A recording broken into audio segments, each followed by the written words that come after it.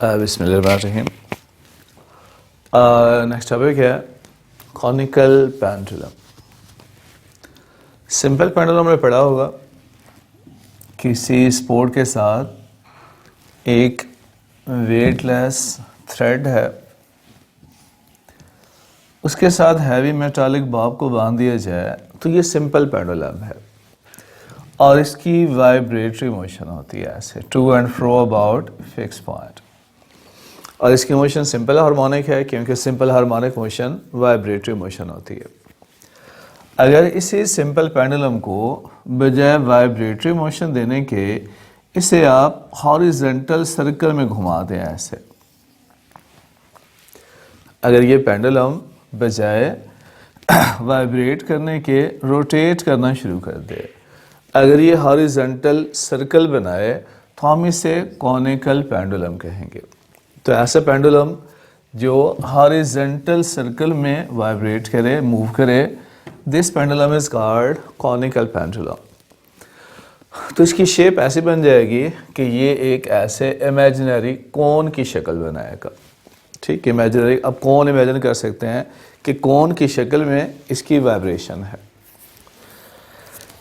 Length of pendulum L के बराबर है, ये भी लेंथ है, ये भी लेंथ है, ये भी लेंथ है, ये सारी इसकी लेंथ ही हैं।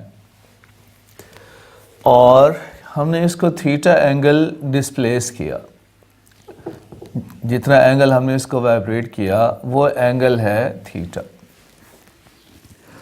फर्ज करें ये सेंटर है ओ, ये ए पॉइंट है और ये बी पॉइंट है। अपनी सर्कुलर मोशन के दौरान ये पेंडुलम फर्ज करें इस ए पॉइंट पर है। ए पॉइंट पर उस पर दो फोर्सें लग रही हैं।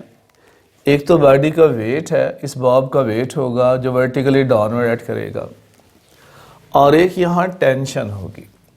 टेंशन वेट का रिएक्शन होती है, ये अपवर्ड इस स्ट्रिंग या धागे की डायरेक्शन में होगी। तो टेंशन अपवर्ड है जबकि वेट डाउनवर्ड।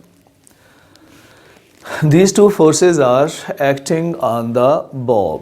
इस मेटालिक बॉब पर ये दो फोर्सेस अमल कर रही हैं। हम किसी भी वेक्टर को रिजॉल्व कर सकते हैं उसके रेक्टेंगुलर कंपोनेंट्स में। रेक्टेंगुलर कंपोनेंट्स ऐसे कंपोनेंट्स होते हैं जिनके दरमियान एंगल 90 होता है। तो ये टेंशन है, टेंशन वेक्टर है, इसके दो रेक्टेंगुलर कंपोनेंट हो सकते हैं, एक इधर और एक ये। इन दोनों के दरमियान एंगल क्या होगा? 90। तो अपवर्ड कंपोनेंट कॉस कंपोनेंट है और ये कंपोनेंट साइन कंपोनेंट है। So tension has two rectangular components, cos component and sign component. चूंकि बॉडी की इस डायरेक्शन में मोशन नहीं है तो ये दोनों फोर्सेस एक दूसरे से बैलेंस हो जाएंगी, मतलब T cos theta will balance the weight mg। इसे इक्वेशन 1 कह लें। जबकि जो टी साइन थीटा है जिसकी डायरेक्शन टुवर्ड्स सेंटर है और जिस फोर्स की डायरेक्शन टुवर्ड्स सेंटर होती है वो सेंट्रीपिटल फोर्स बन जाती है। यही फोर्स इस पेंडुलम को सर्कुलर ट्रैक में वाइब्रेट करवाएगी। So T sine theta is the centripetal force. और हमें सेंट्रीपिटल फोर्स का पता है कितनी होती है? mv² over r। r is radius of circle। That's equation number 2। हमें इस कॉनिकल पेंडुलम का टाइम पीरियड चाहिए।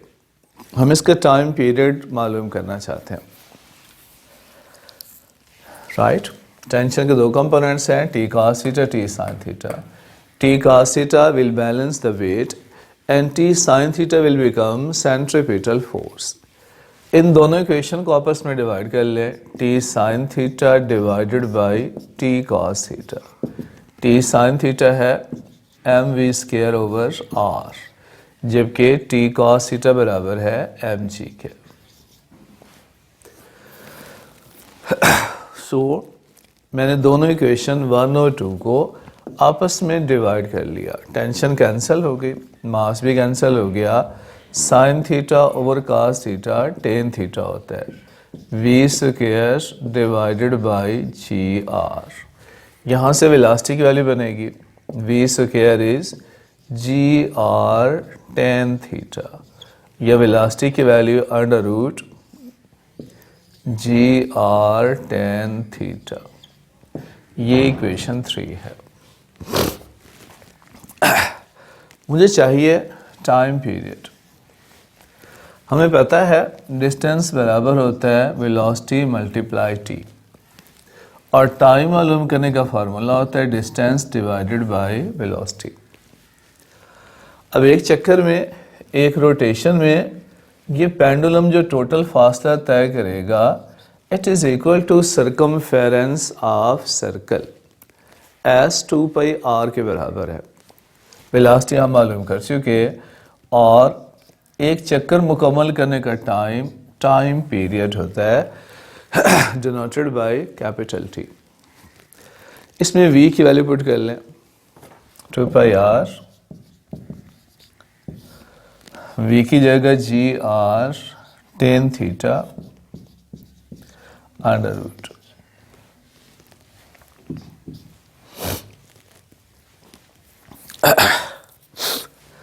इसी को मिल सकते हैं 2 पाई आर का स्क्वायर भी कर लें, अंडर रूट भी कर लें, तो ये आर स्क्वायर अंडर रूट बन गया जी आर टेन थीटा।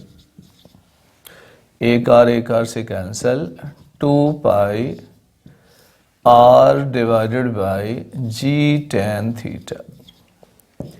ये एक इक्वेशन है, इसको इक्वेशन 4 कह लें, दैट्स इक्वेशन 3। यहाँ एक ट्रायंगल बन रही है AOB। In triangle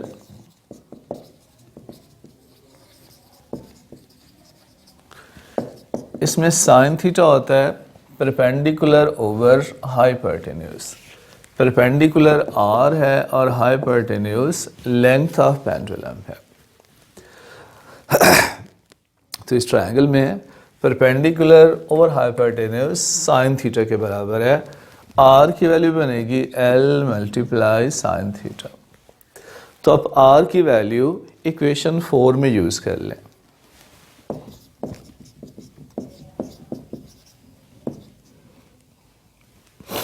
Then time period will be 2 pi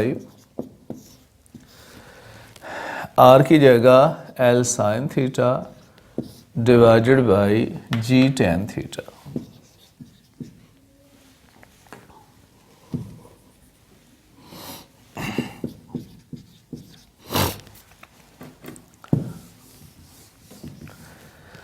So 2 pi L sin theta divided by G tan theta होता है sin theta divided by cos theta। cos theta ऊपर शिफ्ट हो गया, sin theta कैंसिल हो गया। So final equation for time period is L cos theta divided by G। तो ये difference है सिंपल पेंडुलम के टाइम पीरियड और कॉनिकल पेंडुलम के टाइम पीरियड में। सिंपल पेंडुलम का टाइम पीरियड होता है 2 पाई L ओवर G, जबकि यहाँ L की वजह क्या है, L cos theta divided by G है। टाइम पीरियड होता क्या है, time required to complete one vibration. एक वाइब्रेशन मुकम्मल करने का टाइम पीरियड होगा, और number of rotations completed in 1 second इसकी फ्रीक्वेंसी होगी। फ्रीक्वेंसी होती है रेसिप्रोकल ऑफ टाइम। उल्टा दें इसको 1/2 pi G over L cos theta under root. ये फ्रीक्वेंसी फॉर कॉनिकल पेंडुलम। इसको चेक कीजिएगा। Thank you.